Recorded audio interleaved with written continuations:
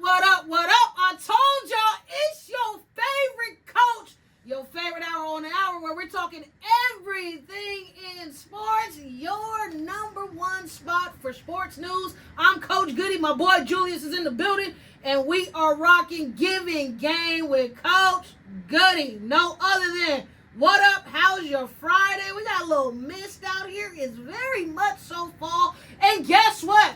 It's the best month of the year. It is October. Yes, sir, Bob. Everything is going on right now, okay? We got hockey starting up, basketball starting up, football, baseball. It is happening right now. So get locked in. Tune in. If you're not loving February, listen. I didn't say you have to be fans of it forever, but just lock in right now. Find somebody to like right now so you can cheer. College football is going on. I mean, WNBA is going on. It's a lot. But that's what we love. We love the sports. We love the tunes, and we want to be watching it. I will say, all month in October, it's going to be something on. Okay, we got golf going on. It's just something going on in October. This is our favorite month of the year. And it's like our sports Christmas. Let's just call it that, huh? So let's get into it. Yesterday, Thursday night football, and it was a lights out, camera studded, everybody on the edge of their seats. 26-23, Niner gang, bang, bang, Niner gang, win over the LA Rams. They're kind of putting in this cement of like, hey, we're going to dominate y'all no matter what. I can't believe that the Niners are playing as good as they are, 4-1, and I'm talking about their whole roster is out, okay? Everybody you can think of who is a star on the Niners team is out. And guess what? They're still finding a way to win. I know my dog, my big homie, talking about Shanahan for NFL Hall of Fame. Now, I know my Niners fans, you guys are probably the number one supporters of Shanahan right now, and I got to give credit. Credit is where credit is due. You guys are playing still, finding some way to get the job done, and I like it. I like a nitty-gritty, get it out the mud type squad because I think you become more battle-tested than most people want to actually admit, so I love it. I love how they're winning, but let me just get on the Rams real quick. Y'all are absolutely redonkulous, okay? I don't know how much Stafford got to do for y'all, and I know, listen, I don't care if you're a football fan or not. I don't care if you played the game, coached the game. Hear me out, okay? At some point during the game, I know when we're within 1 yard in inches, we're running the ball. Everybody in the country knows you're going to run the ball. Why? I'm just saying, listen here. Give Stafford the ball. I don't know. Listen, somebody send this to the Rams so I can let them know. They needed to just let the boy throw the ball. He just threw like a 70-yarder prior to that play. And I know, in football, we're within a yard. We're within inches. We're supposed to run the ball. But listen, even with Nick Bosa on the bench, even a blind man could have known that you guys were going to run the ball. And what do? Stuff, McStuff, okay? Better than the Oreo stuffed cream filling, all right? I don't understand what is the thought process. Just let this man throw a little dinky dunk. Obviously, the defense was prepared for run. They come out here and see the lineup. They know y'all going to do run. Like, I'm just saying. And I'm not a fan of either team. Shout out to the Niners for handling business. The Rams, come on now. Let's regroup. Let's get it together because there's absolutely no way. The man went 30 for 47 yesterday, 389 yards, 3 TDs. If I'm a Rams fan right now, I would be hot, okay? I would be mad because there's no way. There's no way in the world that we allow this to continue to happen, okay?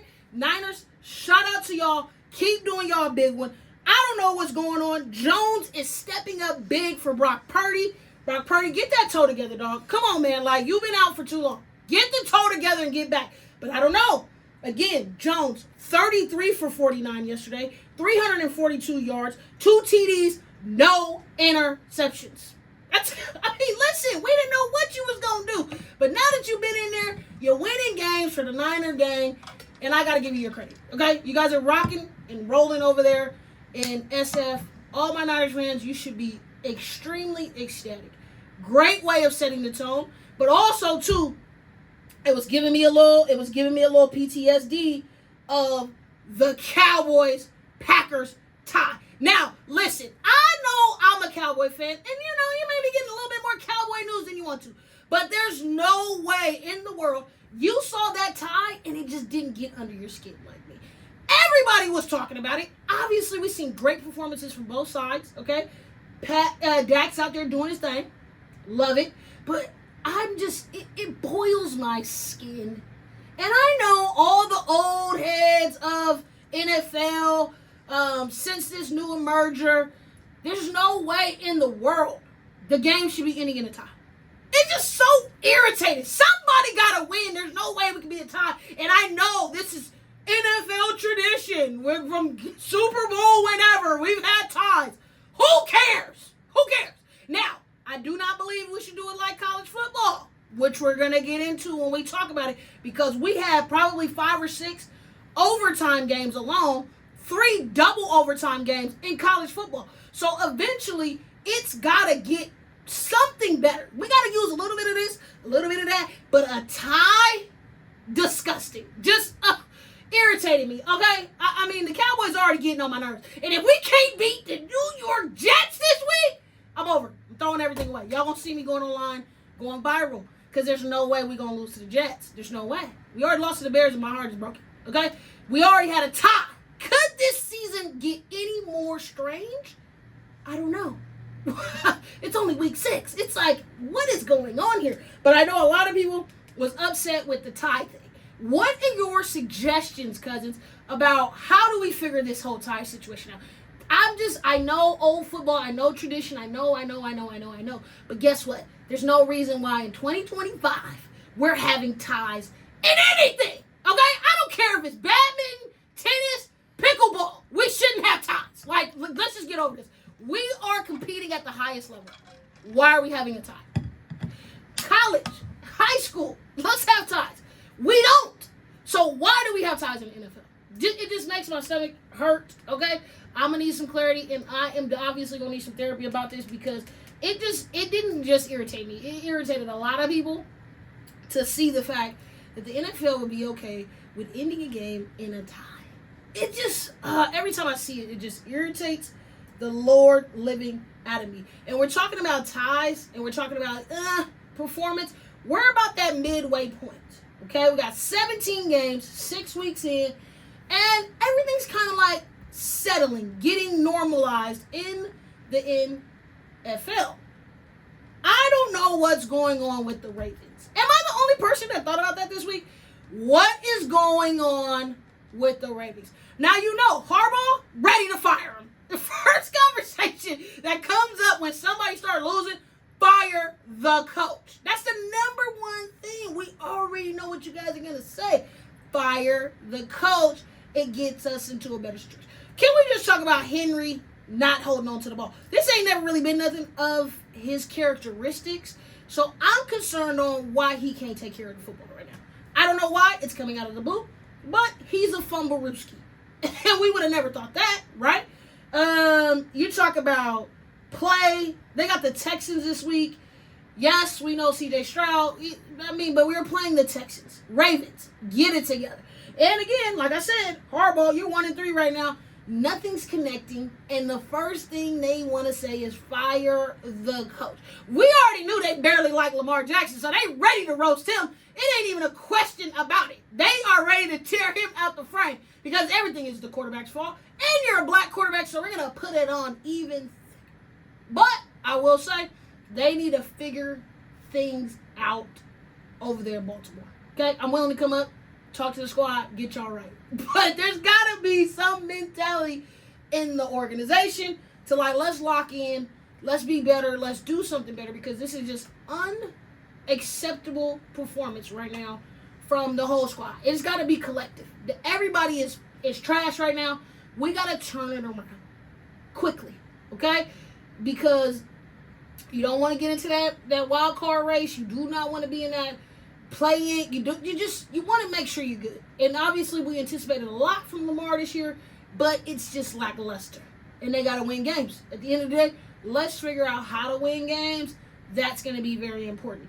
Another little shake-up in the NFL that stood out to me last week was what's going on with the Eagles and A.J. Brown. Now, you guys thought it was a political ploy to bring the book out during the game, but that was just him being a jerk, if you didn't know. He was like, hey, listen, and I'm going to tell you, number one powders, I would say basketball players are so weak and so soft. Receivers in the NFL and college, prima donnas. Get mad if you want to. I'm just saying, they are the divas of the league. So everything is strategic. And the Eagles are 4-0 right now. I got to give them their credit. They're playing really well. I know all this hoopla over like Jalen Hurts. He's not that great. Now, listen, it's hard to judge because everywhere he's been, he's had a pretty talented squad, even all the way back to his Alabama days. So I can't really give you a gauger. He's a great team game manager. He has a very talented squad. But guess who's still not happy? A.J. Brown. Now, a lot of discussion. Will he stay? Will he move? What are we thinking, cousins? Because more than likely, I think he's out of there. Get out of here. Because even though you're talented, if you cannot control your emotions, your attitude, just not being a disruptance to the team, then you are a disruptance to the team. You're not an advantage, and we're not using you for everything you need. So either he's going to have to get the ball or you guys are going to have to figure something out. I think when you win, it's easy to like pacify and let it go. But I haven't seen much change, and the boy was complaining about wanting the ball. Give him the opportunity. Not getting targeted like that. And so I can see as a receiver how I'm going to start complaining. But a lot of these athletes, I don't think that they know that they're role models, but I don't think that they really get an opportunity to sit in the reflection of what that looks like to other people, to the people around them, to the young players that's looking up to them, as well as the media and all these other things. We all know as former athletes, former coaches, it's like, you know when you're doing something intentional. I don't care what these fools say. They know when they're doing something to like draw attention, get under the coach's skin. There's so many ways at the professional level that you can do this. So I just see it becoming a situation. I hope that he can handle himself and control himself so that it's not too visible, doesn't impact what he does in the next coming years if he stays with the Eagles or does not. But I don't see it likely. Now, in bigger news around the NFL, the Cleveland Browns. You are up on the docket. And you know why? Because they just find a way to irritate all of us in the football world. Now, we've been watching Shador. It's been a whole lot going on around the Shador name. He's a third stringer. It's facts. He is getting the Bronny James treatment as well. Because you cannot deny popularity, stardom, attention, eyes, all of those great things, right? So we are constantly reporting, giving us live updates on what's going on with a third string quarterback. You guys tell me the last third string quarterback we ever cared about. Never. All right? So now we got all this hoopla over what's going on with Shador, what's happening, and we knew Joey Flacco. I love my boy, but he's 100. Okay? So eventually you're going to have to move on to the side. But now here goes the Browns. Maybe it's for reps, maybe it's for intention. Y'all tell me. Y'all know something I don't know. Enlighten me. But y'all let Daniel Gabriel move to the starter. And then you move Flacco to the 2. And then you keep Shador. Make it make sense. Now, every reporter, every person, oh, Shador's going to get his chance. He's going to get in. When? Because this is not looking likely. And I heard a reporter say, hey, number 2 doesn't get as many reps. He's getting many. He's with the 3s. What kind of quality of reps could he get? And then, not only did they irritate all of our souls this week, but then here goes Shador. Now, I've been a number 1 supporter. I'm sticking beside him. I understand. But when we were talking about A.J. Brown, we're talking about the imagery of athletes and how they handle and how they carry themselves. Now, all of a sudden, here comes Rex Ryan talking about, oh, Shador has been in the back of the meetings, and if I know, everybody knows, and all this other hoopla. I love you, Rex, but we didn't care. We didn't care about that. Again, this is another way the media is just inserting what is going on with a third-string quarterback. Why do we even care? Why are you even making a hoopla about this? Because all of this speculation of he's immature, he's doing this, he's doing that. Got it. Now, when did I see the immaturity? This past week. He gets asked about Daniel Gabriel starting, him staying at the 3 spot. He literally mouths nothing. Now, the first bad decision was the tickets, speeding, getting out of control. But then you do this, and it's like it plays right into the narrative of what they have and the opinion that they have of you. You're immature, you're childish. Now, he did just get out of high school, and I get it. Everybody's supposed to be serious about life. You're a quarterback. But it was like wrong place, wrong time. No comment or give a very team PR comment and let it go. But no, now you're going viral for saying absolutely nothing, looking like a fool, and then they're going to blast that. Now, do I believe he'll get his chance? Absolutely. Do you believe he'll get his chance? Let me know. Call in and tell me, okay? If not, though, it's like if you want this opportunity, you want to change the narrative, you are in control of it, and he's been in so much control of it this entire time, which has been like so impressive, but it's like it's now almost crumbling. And again, back to the same thing I said about A.J. Brown. These athletes are human. Naturally, the emotion, the feeling, the not playing, at some point this builds up, and then you see things like this, where you're just not taking advantage of the opportunity, or could have just been nothing. Make your comment, get through with it, and go on back what you're doing. But there's a lot of speculation, conversation around Shador, and guess what? We've been on almost a 6-month watch of what he's going to do in the NFL, and we're going to continue it. It's not a game. We're going to be paying attention because, listen, my head's hurting. I know some of y'all heads hurting with how they're handling it. The Browns are probably the worst managed as far as quarterback team in the league. 41 starting quarterbacks, and I don't even know how far that went back to. That's ridiculous. Get it together over there in Cleveland. Y'all want to make me get a flight. But I'm still going to pay attention. We're going to keep our ear to the ground on what's going on with Shador. We're going to take a short break and get into the WNBA drama because Neficia Collier has something to say and she had to get it off her chest. So I'm going to take me a water break. I'm going to see y'all soon. Do not lose or change the dial. You're listening to me on 97.5 FM KDEE. It's Coach Goody, and you're listening to Givin Game. What up, what up, what up? We are back for the second half of Givin Game. I'm Coach Goody. My boy Julius is on the mic. And, of course, what else? Basketball is back. Yes, sir, Reba. We already looking at the uniforms. Media Day was last week. So your favorite team is about to start playing, practicing. We're going to keep our ear to the ground and get in Golden One so we can cover your beautiful Sacramento Kings. As, again, I told y'all, the start of the season, very optimistic. Hi, we love you. We want you to be successful.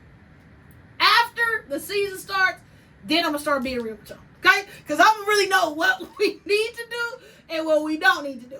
But the biggest headline outside of the NFL, Major League Baseball, college, it was the WNBA. And I told y'all, stop sleeping on the Aces. Okay? Back to the championship. Champs in 2022. Champs in 2023. Lost last year early in the semis. But guess what? They're back to the promised land. Asia, 4 of them. And we love to see it. Okay? But in bigger headlines, Neficia Collier called out Commissioner Kathy, and it was raw and uncut. Julius, did you get a chance to check it, see what's going on and all that? Yeah, I saw her comments. Their Commissioner Kathy said that Caitlin Clark was given her platform by the WNBA. Caitlin Clark had a platform prior to. Did you guys not watch the billions and billions of views that she got in Iowa? I thought that was the funniest of all the statements that could have been said. But it was like how it was delivered.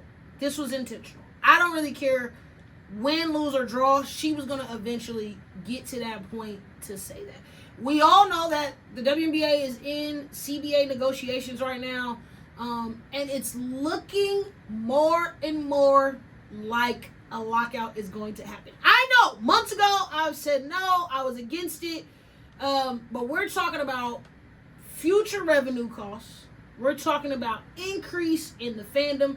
We already have 5 more teams and cities going to be a part of the league in the next 5 years. So it's like, I get everybody's like, it's not building, it's not making. No, the W, in the last 2 years, their revenue, their increase should be up 200%. There's no way. There's no way. And even with Caitlin being injured this year, still had record-breaking numbers.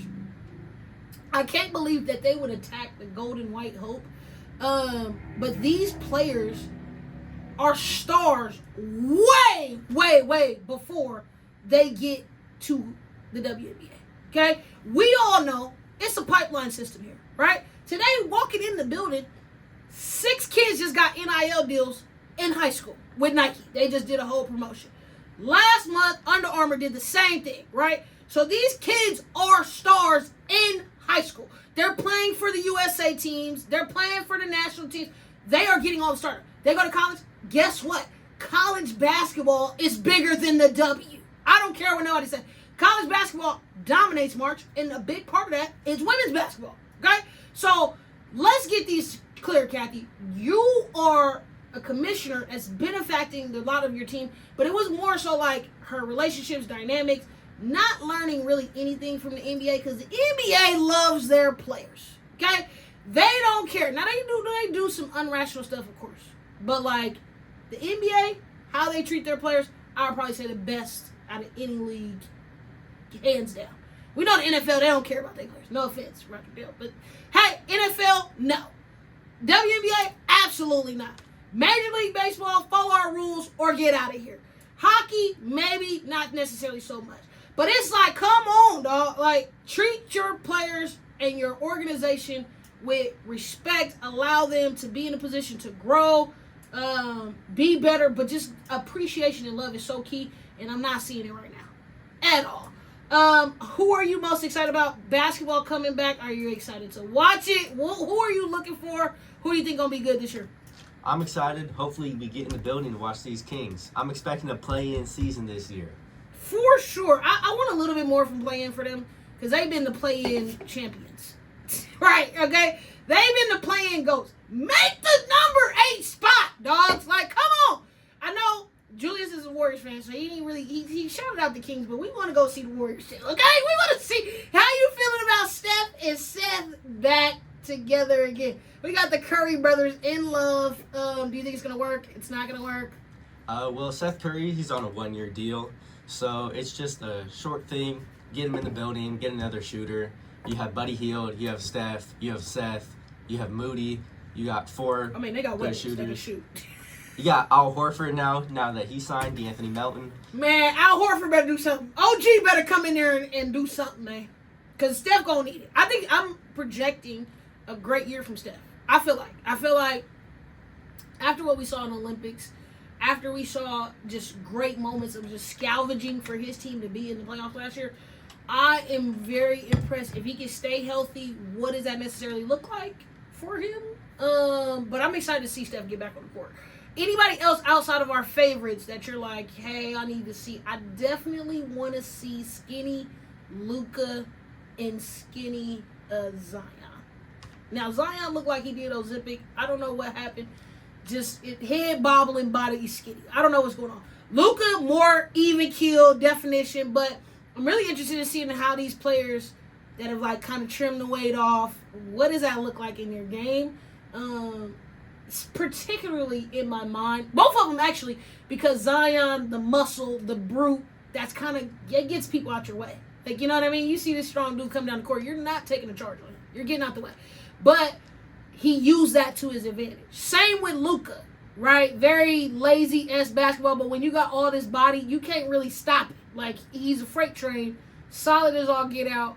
Who else are you excited to, like, see, look at? Who you think is going to be good next year? Sneaky pick might be the New Orleans Pelicans. What? That was a shocker. Hot take. take. Why? I love me some Jordan Poole, and he said he got Kevon Looney back, so now he has a screener. Plus, they drafted Derek Queen, who is a 6'10 finesse center, and it'll be interesting to see him next to Zion. Hey, that's a sleeper for sure. Hot take here. I think they're going to be good. I'm interested in seeing what the Knicks look like. New coaching staff. I love Mike Brown, so I think it's going to be great, but it's going to be very different, obviously. And then how are they going to help Brunson? Like, I think you make some moves, but what he needs is for sure solid backup or a solid point guard where you can shift him to the 2, kind of let him go crazy on the offense, and then when you bring him back in, he can run 1 and kind of do the same thing, but in a different way. But he needs some help. I want to see him with some kicks, you know what I mean, where it's not so much he has to make every play with the ball because it's easy to collapse down on that. Easily. Getting the group together, you know what I mean? We could trap, we could do a lot of things. Once the ball is out of his hands, they don't really have a substance or a equatable playmaker at all. So I'm just, NBA around the corner. We're not going to get too deep into it today, but trust and believe me and my boy Julius, we're going to be bringing y'all all of the hot takes of basketball. I am going to tell y'all though, I am a little bit lazier fan with NBA because just the same way as I do with Major League Baseball, it's a lot of games and they be playing trash in the middle. We all be knowing it. Like, dog, y'all got people sitting out. Y'all got people not playing because we got 100 million games, all right? So I am a season opener, watch, fan, love opening day of basketball. It's the best thing possible. I watch I watch consistently on opening day and then break until Christmas. See me on Christmas Day. I have to stay in the news just because I've learned over time doing this. It's like there's different periods of time where they're evaluating who's going to be the MVP, who's going to get the awards at the end. So I kind of pay attention more to stats and what people are doing. But the games, man, listen, y'all be playing around. It be pick-up-ish a little bit. And I'm tired of y'all sitting out. I just want the NBA. When I get to the NBA and I'm starting rocking on y'all, listen, these fans, it's a lot to go to these games. Stop sitting out all this load management and all this other stuff. Listen, we came to see the greats play. When we come to see you play, you better be playing. Period. Right? And living in Sacramento, have you been in the Golden one yet? What's in here? Yep. Yes, love the atmosphere. Okay, dope, right? Now, Honest Kings, we're Sacramento. There is also another level of aggressiveness to, like, have other fans there. More fans than potentially Kings fans. Obviously, we got a lot of Lakers fans, a lot of Warriors fans. So, when you go to the stadium, you see the other fans, right? I feel like when everybody else, you go to see a Philly game, you see everybody out there Philly. You know you got a little small portion, but I don't know what it is here. People just love to come and disrespect us. Whether it was Ja Morant, the game was sold out. People wanted to see Ja Morant. People were in there, Memphis jerseys. I'm talking about Lonzo Ball was another one. Everybody wanted to see Lonzo Ball. Go to the game, everybody got on Charlotte jerseys. People had on like his high school jersey. I'm like, hey. Respect the Kings, okay? Don't be just so disrespectful in here that we see all these other fans. So I am always excited to like make sure when I come, I want to go see a certain player. If I don't have access to see him live, I want y'all to be playing. So when y'all come to Sacramento, just be healthy, okay? That's all we pray for. So when we come see you, you're out there playing. Because then I want to give a real evaluation on what these Kings are doing and how good are they. College football. Actually, before I get to college football, let me just tell you, baseball is the real deal. If you ain't cheering for nobody, find a team to cheer for. There's only 4 teams, and it's a great time right now.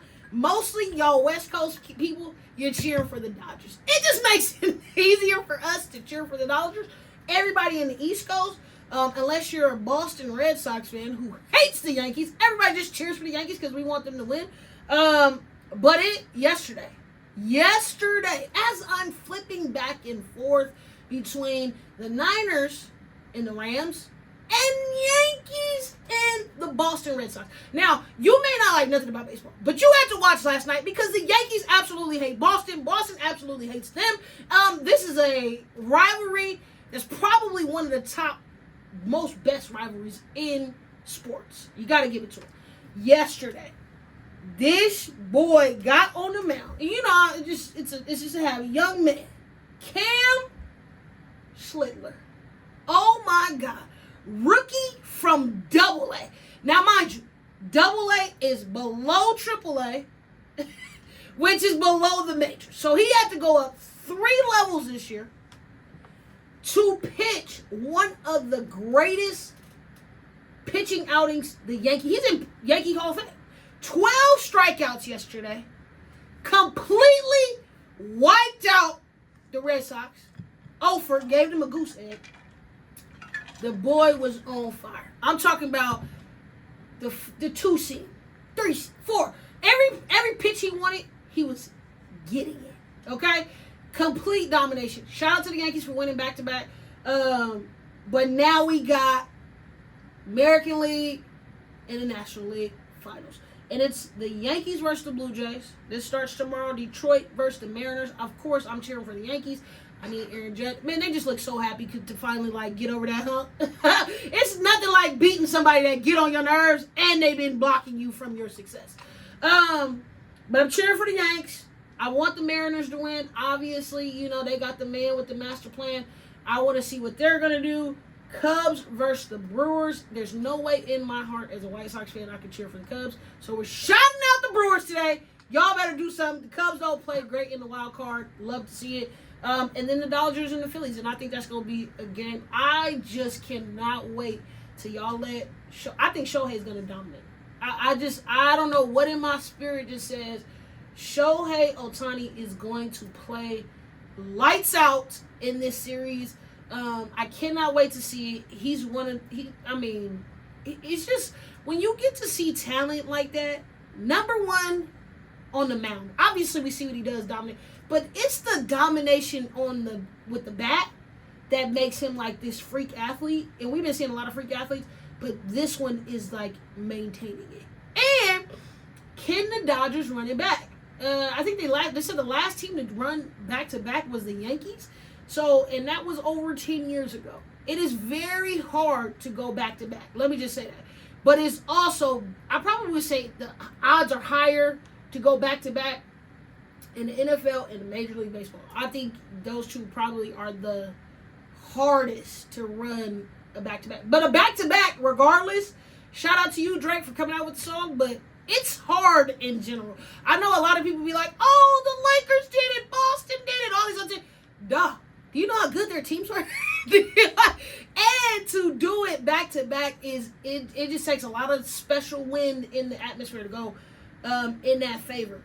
But we watch it. So if you're not doing anything Saturday, make sure you tap in and watch some baseball because it's just playoff baseball. It's just electrifying. You're not doing anything, watch the game for a little bit.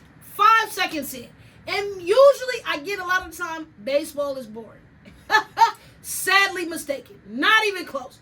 A lot of it is just knowing what's going on. But even if you're just watching, watch the team hit the ball and make some plays. That's spectacular within itself. Because right now, everybody, again, playoffs, everybody's playing hard. Everybody's playing good. Everybody's managing good. Like, you see the best of the best from the coaches, from the players, from the staff during the playoffs. So, we're going to be watching. We're going to be paying attention. We're going to be in the news. But I wanted to get, Julius, I've been put into a situation this week with high school sports. And I think it's a conversation to go college. You can go in high school. Also, too, when we were talking about coming into the studio today, about like the young players, their mentality, the Ace Baileys, the Shadors. There is a definite shift in culture. And I'm going to be honest. Come up, watch, you watch the eras before you. I'm obviously in my own era, watch the era after that. And I'm watching, a couple eras after me. Sports in general. I think I'm seeing a lot of great things, but it's becoming very mid. No offense. Everybody wants to be cool, fashionable, fun, and do something that they love. Like, this is obviously turned into a career, like working at McDonald's. Nothing is like making these kids, these players, be special out of, like, even now when I was doing the ranking and I was looking at it and I was like, okay, we got a lot of 4-1 teams. You know, we got a couple undefeated teams in there. But it's like, how do we get players to lock in, but also be able to play with, like, this level that they need to? I think it's some amazing talent out here. But you could also say, like, the level of competition is just, it's not like it used to be. I could definitely say that. Now, I get put into a post about transferring. All right? How do you feel, Mr. Julius, about students being able to transfer either at the high school level or college level? What's your take on that?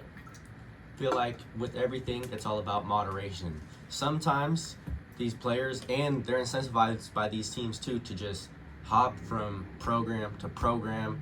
And college, it's to get another bag. You get a 1 year, then get a bigger 1 year, then get a bigger 1 year, and that's how you have these people playing 6 years of college football. Lots of people competing to try to play 7, 8. Yeah, and it's just not a good culture or environment because you have these 26-year-olds playing against 19-year-olds. Yeah. And I supported players getting paid because they were being exploited. Yeah. They made these colleges programs so much money, but they didn't put enough regulations on these programs. No. And it's just the Wild West out here where you're throwing bags and bags. It's like, Oprah, you get a bag, you get a bag, you get a bag. Yeah. Everybody getting the money. And we saw it, like, with Tennessee and UCLA. Obviously, like, you left to get a bigger bag. You're trash this year. Fired the coach. Totally different situation. Especially on the high school level, I definitely think it's a difference between, in our state alone, we have a very big state. So you got Southern Cal and Northern Cal. They kind of functioning as the governing body. And a lot of conversation is like, do these players... I think anything with regulation is better, obviously. Like, let's modify it, let's get it better. But, like, when we're talking about these high school kids and y'all not letting them transfer and all these other things, this is just my philosophy as a coach. You can't recruit my kid if they are not open. There has to be a reason why this kid wants to leave. And it's never just because, oh, you're playing and you're getting everything in the world and now you just want to leave.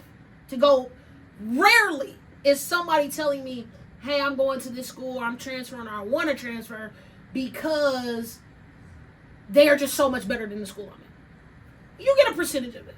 But usually, the kid is unhappy, the family is unhappy, something is not going their way, they're not playing, something is a disconnect, right? Even, I've seen in the past few years of covering the city, it's like, it don't matter if they winning or losing at their school. If a student athlete is unhappy, they're going to find a way to get out, period. So it takes a lot of the onus of, like, yes, kids want to transfer, kids want to leave. But it's like, how am I getting treated here?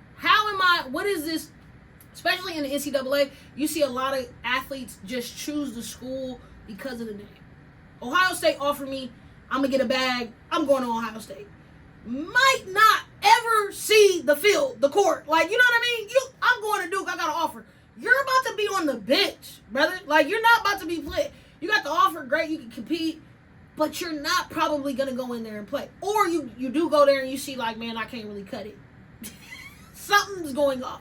But I always pay attention to what's going on with the athlete, what's happening, and a lot of conversation has been coming up to me, how do we handle this situation? I think college is a whole nother level, and so is high school, especially in the state that we live in, because California is ran by sports, obviously. Football, dominating, basketball. We're pretty much good in everything, a little bit. No offense, other states, but we're pretty good, and you're seeing this, like, discrepancy over athletes and being able to transfer and all these other things, and it's not clear. What are we holding out kids for? It becomes a little cluster of drama. And I would say, honestly, in the state of California, we got to get a better job at it, but we're going to talk next week a little bit more about transfers. What does this look like? Because we got a lot of coaches getting fired, which gives everybody an opening to transfer at the college level. You got a lot more money going on, especially with next year, the NCAA taking the money not directly from the school. So you can have school NIL, But now the money goes directly to the athlete. Their contract is with the athlete. So it's a lot to get into. But, man, I got my boy Josty on the deck, ready to come rock and roll with y'all. Julius, you got any takeaways? Anything you want to get off? I'll see y'all next week. Man, we coming next week. That's Julius. I'm Coach Goody. Remember, y'all listening to us on 97.5 FM KDEE. This is Givin Game, where you get all of your sports updates, highlights, and news. I'll see y'all next week. Peace.